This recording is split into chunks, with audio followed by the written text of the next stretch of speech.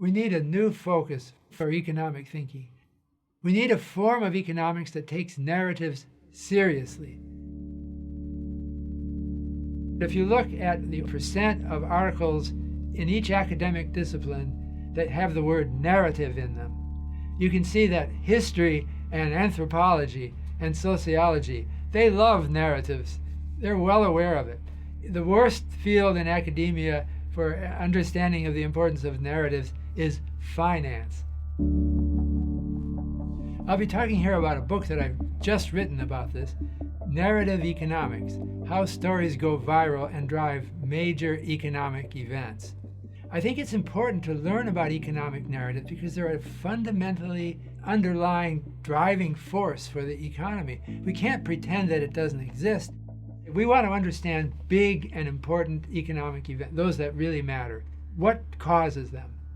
Well, a lot of economists will talk about the central bank made some mistake or the parliament did something wrong with the tax system. Those are contributors to big events. But ultimately, I think it's contagion of stories. Stories don't have to be truthful or good or inherently interesting. All they have to do is go viral. There has to be some contagion right at a moment in time that brings them in excess of the recovery rate. In my book, I talk about perennial economic narratives, narratives that repeat themselves through time with mutation that brings them up to date. But there's some stories that are inherently motivating, and you keep seeing them coming back. For example, we have narratives about labor-saving machines, a machine that will take your job away, do your job for you. Fear of these actually goes back to ancient times, but not very strong.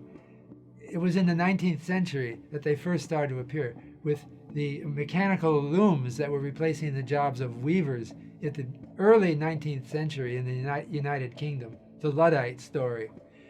The growth of the term labor-saving machines, it became a big fear. A lot of it was in agriculture, harvesters or the cotton gin or something like that were replacing jobs in the country.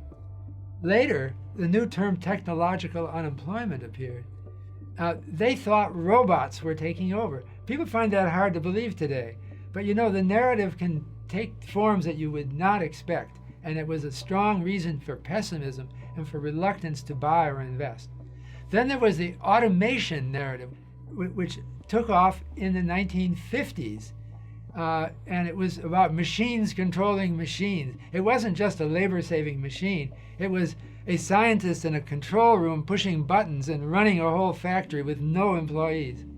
And then finally, coming on most recently, is the artificial intelligence narrative, which is driving us today.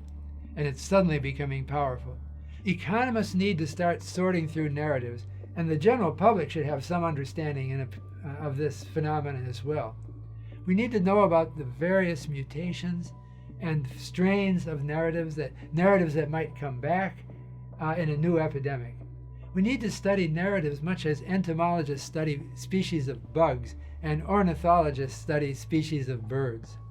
It's only then that we can have a thorough understanding of major economic events.